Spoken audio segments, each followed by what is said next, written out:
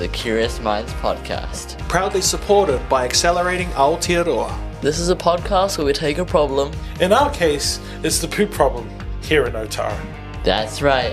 When it rains, it floods poo. So our team designed an AI-driven self-flying drone called the Flying Taniwha. To take photos of poop in the water when it rains. So we can own our data, to show our lawmakers, to lobby for change. We don't think it's good enough that our local waterways are becoming too polluted to swim in. So this podcast is about finding small solutions to big problems by having conversations with influential people.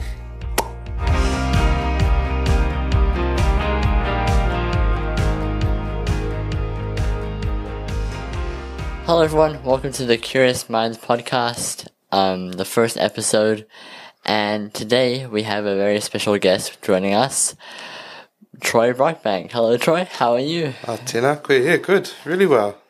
What about yourself? I'm very good too. So for everyone in this room and everyone at home watching, can you tell us a little bit about what you do? What I do? Yeah, like for a living. Yeah. Oh, mate, before I do that, maybe I jump into about where I'm from, if that's okay with you. Yeah, sure. Yeah, cool.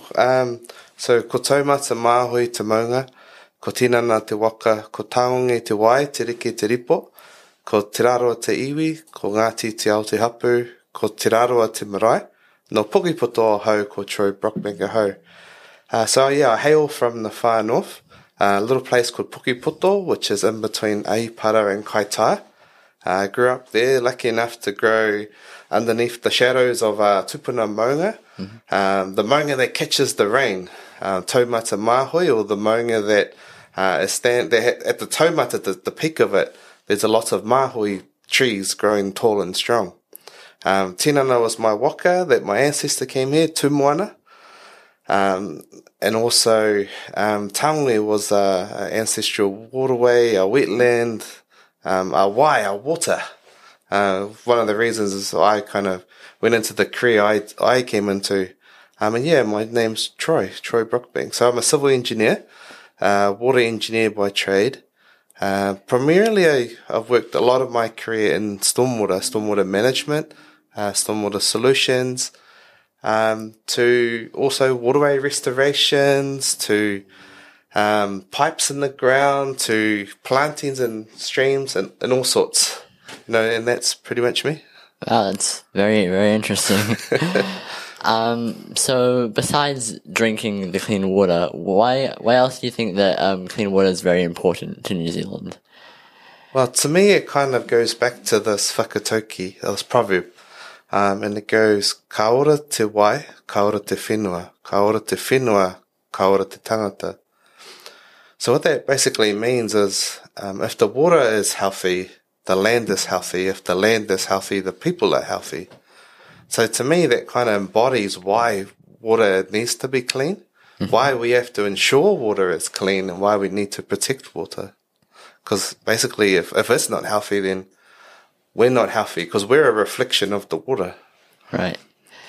And my last question for you is, so can you basically tell us what your understanding of the name Otara, like how did you come to know this and what is your understanding of it? Yeah, so there's numerous different stories around Otara. So my understanding is named after one of the Taniwha that guided the Tainui waka into this area. And one of those Taniwha was called Tarumainuku. So my understanding is that it was this Taniwha that paved its way into the stream and created the stream. And that's kind of why the stream kind of has its little nooks and crannies and its bends. It's kind of like the Taniwha. You can imagine it kind of going up, swimming up, creating the waterways as such. So my understanding is that's where Otara come from, Otara Mainuku. And then from there's also other stories around the ancestor who lived in this area as well, Taramainuku. You had all Taramainuku being the maunga. So many. That's my kind of understanding of this area, this rohe. That's very, very interesting. Well, that's all the questions that I have for you today. I'm sure my brother will come in after me asking you some more questions. But it was very nice to meet you, and thank you for telling me a little bit about yourself and No worries. your understanding. Awesome. Hey, I'm Matteo. Troy, what do you think we can do about our local neighborhoods filling up with feces when it rains? Yeah, it's a good question. You know, there's this massive problem here at the moment. We have numerous overflows from wastewater into stormwater. We have some illegal connections here that, you know, we all know about. We all seen them. We all seen the results of them. But they're there, right? Illegal connections. There is, you know, certain combined sewers as well in this area. So there's a lot, you know, that can be done, but, you know, not many people are doing something about it, right? So there's two different problems here to kind of go down. In the first instance, you know, this problem around, you know, what can we do about it? Well, it really starts with ourselves. We really have to kind of look at our own attitude. You know, how are we treating the water? How are we treating the environment that we live in? You know, if we're doing something and we knowingly is wasting water, if we know that is, you know, discharging wastewater in some form, you know, tipping paint down drains and, you know, maybe, dare I say, we go to the toilet a lot, but, you know, that's only normal, right? Yeah. But there's certain things that we do as humans, which, you know, we don't have a care in the world for. We tend to just flush the toilet, do our business, and think, oh, we don't really care where it goes. But it's us, really, right, who are creating this problem. There's a problem there, but it's us who are creating it. So I guess the first thing really is we've got to look at our own attitudes, our own mana enhancing approaches. How are we giving mana or enhancing the mana of the waterways? You know, that's the first one. We have to really look really deep into that. We're not going to do it now. But the other thing really is that people need to know about this. You know, this podcast, for example, we need to get this message out. Because it's this problem, we can't swim there in any of the waterways, can't drink from any of the waterways, not many people harvesting kai from these waterways. No one's got a connection to these waterways, you know, so there's all these things that we got to get out there. Easier said than done, you know, and it starts with, you know, our community, and this is the community place, right? So it's already started. So you can imagine the community is the heart, or the hub is the heart of the community. So it's already pumping. So now we just got to circulate that blood around, you know, circulate that toto, you know, toto as well, being those with the waterways itself, the toto of Papa Tonoku, or the blood of the Earth Mother, you know. So it really involves getting out there, seeing the councils, going out there into the community, going out there into central government. You know, there's numerous different people talking about this thing called te mana o te wai. And I think this is a place, you know, this is a problem that really highlights te mana o te wai, what we need to do to, I guess, heal these waterways, heal the ancestors, tara mai nuku, the taniwha, the people of the whenua, the tangata whenua. And we can all do that through te mana o te wai. And if we keep going down this trajectory of not, like, caring about the environment, what do you think the impact will be? Death. Just death. Death, like the worst case scenario, death to the environment, death to us. If we go back to that whakatauki before, if water is not clean, if it's not healthy, the whenua is not going to be healthy, and then we're not going to be healthy. Like, what's the point? Like, basically, right? Yeah. And we have you, and you're a big figure, but who else do you think we could talk to about this problem? Christian. Here in Tamaki, you know. Yeah, just anywhere. Anywhere.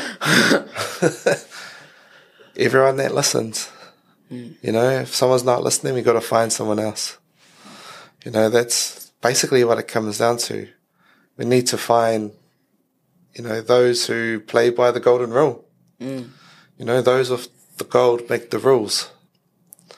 You know, it sounds easier than it is, but there's someone out there that will listen. There's someone out there who does care deeply enough to make a difference. We all can make our difference, but we really need, like you do need the gold. We do need the heart. We do need the money. We need to have the right attitude. You know, and we got that. You got that here in this room. Maybe not the gold, but we get into there, right? Yeah. And I think, you know, these numerous different people that we can call out. You know, you got Healthy Waters at Auckland Council. You know, we've got Water Care. You know, they're supposed to be looking after our wastewater. They're supposed to be, and Healthy Water is supposed to be looking after our stormwater. Soon enough, you know, those two entities will probably be combined into the new, a proposed Northern Waters, or this entity that's going to look after the three waters as part of the whole water reforms that are happening right now. So they're going to be the next entity to talk about this particular issue. It's going to be their responsibility to clean it up. But then we also got the DIA, Department of Internal Affairs, who also overseen the, you know, Three Waters policy. You know, to me, they've got to go from that policy level and come down to the ground level. Because, you know, there's damage being done in these waterways here, and someone needs to fix it, needs to repair it, needs to heal it. But it's not just them per se. It's also everyone. It's a multifaceted, you know, issue that is connected to everybody. You know, it's much like water. Water is everywhere. You know, it's this deep connection from the, you know, waterways that are flowing to groundwater, to rain, to the moana. You know, mai ngā uta ki tai, from the mountains to the sea. You know, there's so many different levels here, and we're all connected by water, even us as humans. You know, we're effectively walking potatoes, menu. Well, all of us are, you know, basically. So that's why we've got to care about our why. Because, you know, otherwise when people say, ko wai koe, who are you? You know, they're not just saying, who are you? What is your name? They're saying, whose waters are you? Nā wai koe, whose waters are you from? You know, that's how we greet each other in Māori. You know, and that's the deep connection, but that's not just a Māori thing, that's a human being thing. Because like I said, we're walking potatoes. Yeah. I don't know if that answered the question. I think so. Cool. We're walking potatoes. Should be on a shirt. Yeah, just walking potatoes. Yeah. Well, those are all the questions I have. I'm sure Vinny will hop in a second, but thank you. Awesome, my bro. Hi everyone, my name is Vince. Once again, we'll asking amazing questions to Brock. Oh, was he on? Troy. Troy? But what? He's not a wrestler from the WWE. Let me tell you something, brother. All right. Here we go. All right. Hey-o. Sorry, I got to do that. All right. 2 and hit it. Hi, my name is Vincent. We're joined again with Troy. Hi, Troy. Hey, how's it going? Good, man. Good. And yourself? Yeah, good. Good. Awesome. So, not too long ago downstairs, we showed you the presentation. Oh, yeah, amazing. Yeah, man. So, amazing kids are over there. See, they're waving at us. Awesome. I know. It's just, you know, we've come a long way in terms of technology, and these are my questions are based on is technology. Have you seen any other countries or any other companies that have come up with water quality testing, AI, or just machines in general to help out with those sort of things? Yeah, I think starting here in Tamaki, probably the coolest thing, apart from today's drone, because that was amazing, and I'm still buzzing in my mind of the possibilities of this. The other project I'm aware of is done by Te Puunga Mara, where they design water testing. They brought the cost of water testing down from, I don't know, $300 for these different contaminants down to something like $50. You know, and that was done by a group of rangatahi out of the three marae down in South Auckland. Makaurau marae, Papatūānuku marae, and Manurewa marae. So yeah, a group that stayed together, and they're still doing amazing tile stuff. So they're based down in South Auckland. So that's just one cool thing that I've seen over the last, 5 years in particular. Again, apart from today. Fair enough. Like I said, I'm still buzzing about that. Other things in Tamaki, my own company, we use drones quite a lot for water sampling. So back when, obviously the Health and Safety Act, Workplace Act has come out, and it's quite dangerous to get really close to waterways. It's really hard to take samples of coastal marine environments, in particular, because they're so far out, and you need to go all the way out there and come back. So the company I worked with, along with Auckland Council, designed this method of using drones to go fly out there, take a sample, bring it back to shore, that it could be analysed. So that's just one cool thing that's happening. So when you showed me your drone today and how you're taking video, photos, doing testing, I believe, and also taking photos, that's taking it up another level. Yeah. Which I think is really cool.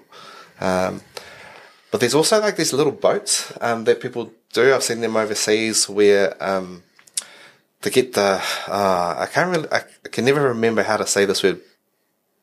Bathymetric. I don't know, the contours, right? Yeah. The contours of a stream. So they've got this little boat. It'd probably be the same size as a drone. In fact, I've actually seen underwater drones as well, which we'll get to. No way. So this boat will sit on top of the water and someone would drive it. And what it will do is it scans the bottom of the waterway. So once it's finished, going somewhere, you can produce a photo that's got the exact contours of the stream bed. Oh, wow. And I saw that and I was like, that's amazing. So is it like sonar, and it captures the image? I guess like some type of like LiDAR, sonar, or, some type of radar penetrating, thing. I don't know much about it. I just seen it.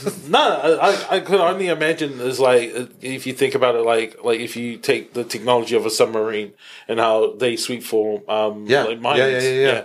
So take that, but for our seabeds. For seabed, yeah. Well, the stream beds, yeah. Yeah, exactly. So that's one thing. And then the other one I've seen underwater drones that have been designed to go down to the stream bed and take samples of soil. So actually skim the ground, take the soil and bring it back up. And which again, I thought that was cool. That is awesome, because then not only you're testing the quality above the surface, which is the water, you also can see what's being soaked up by the dirt. Is that right? Yeah, or what's kind of filtered down, what the bottom layer, then any salts in there. So automatically in my mind will go to, all the land development that's happening everywhere. And there's a lot of construction runoff from these things. These practices and devices put in place to stop the sediment getting into the waterways, but because they're at really high concentrations, stuff gets through. Especially the really fine stuff. Very fine dust in particular, like microns thick. So it'll be able to tell if any of that, and that's like the really silty stuff. So it'll be able to detect that, which that's everywhere in Auckland, especially when there's development.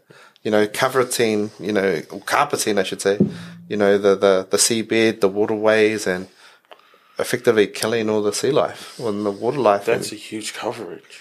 Yeah. Think of it, if it has that much effect onto it. Well, yeah, that's one of the issues of us as humans and what we desire over the health of the environment. So if you were, and I'm going to end off with this question, is if you were given a blank check.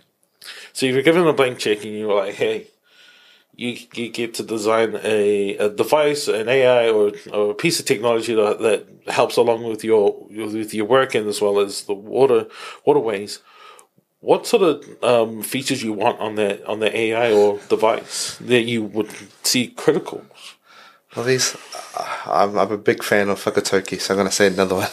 No. But there's this whakatauki that's in Te Awa Tupua. Now, the Te Awa Tupua Act. And the Te Awa Tupua Act is the act that gave the Wanganui River legal entity, made it a person effectively. This act did. So within that act, there's this proverb that goes, Kauaka e kōrero mō te awa, kōrero ki te awa. Don't talk about the waterways, talk to the waterways. So when you said that, and the AI and the blank check, in my mind I said, give water a voice. If there was as much money as we could, that we could effectively, just water could just talk back to us and say help. I think that would be what I would invest in. An AI like that, because you can imagine it, right? Yeah. You imagine the waterways around here. Some of them are saying, "Oh, I've just got a plaster on. Yeah. It's fine. I'll heal." Yeah. Others are going, "I've got no limbs left. I'm choked. I can't breathe." Yeah. And you imagine those waterways talking to us. What's us as humans? What do? We tend to help people who are in need. Absolutely. So if those waterways could talk to us, because we're always listening. If they could talk to us and we could make that happen, I reckon, boom. We have a good idea. Not boom as in blow up, but boom that we've. No worries. We get a good idea of what's going on with it. Yeah, exactly. No, it's beautiful. And thank you once again. Hey, I'm here, my bro. Hey team, I'm Will. I'm obviously one of the giant adults around here. And we're still here with Troy. Troy, on behalf of our group, we want to say thank you for taking time to articulate this with us. We weren't quite sure what we would get because it's a big problem.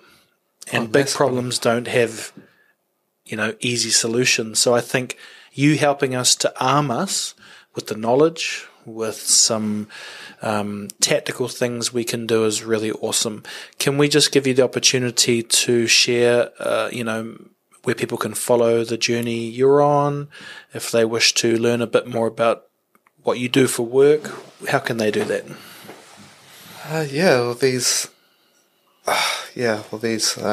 If people want to look at the stuff I've done, you'll find me on LinkedIn. Majority of the That's time. how I found you. Yeah, that's how most people find me. But there's a lot more, warriors out there, champions, of this mahi. So I think instead of following someone, just go out there and make a difference. Go out there and see your waterway. When was the last time you had a corridor to water? It sounds bizarre, right? But we keep talking about water. We're talking about water. Here we are talking about water again. It's not a bad thing. But, you got to go to the water. If you want to solve the problem, you got to go talk to the water, and the water will show you. It will guide you. It will tell you, you'll feel it. You'll feel its presence. So I think if you want to learn more about this space, go dip your feet in water. Go have a corridor, dip your feet in. Check if you can swim, just in case these feces around, and other things. You don't want a brown log on your back, but maybe dip your feet in and have a corridor. And I guess that highlights the main problem here in Otara is that you actually can't. Yeah. And if you can't do that, you can't literally. Yeah. So until we can, then you can fulfill what you're saying. We can go to the water, but we can't touch it. Can't touch it. Yeah, and that's really bad. When it's really bad? When dogs won't even go in it. When rats won't go in it. That's when it's at the highest level of badness, the worst case. When you see things in it that are dead. When the waterway itself's in a state of waimate, or this, the state of water where it's got more potential to kill living things than to enhance living things. But if you can't go there and touch it, something's wrong. Yeah. Definitely something's wrong. You don't necessarily have to drink from waterways. You don't necessarily have to gather kai from waterways. But if there's no life, there's no kai. If you can't touch it, you can't really fully connect to it. We can always talk to water, we can always listen to water, but we really got to make that next step, that difference. Yeah. Well, once again, thanks for joining us, and we look forward to sharing this and hoping to keep in touch with you on our journey. And just a quick message to the young people who are part of this group. Thank you for being brave to get up here and ask your questions first. Yeah. And of course, Accelerating Aotearoa, who's been on this journey for 20 years. And Vincent, who is the local podcasting hero. Okay, that's us, team. Thank you.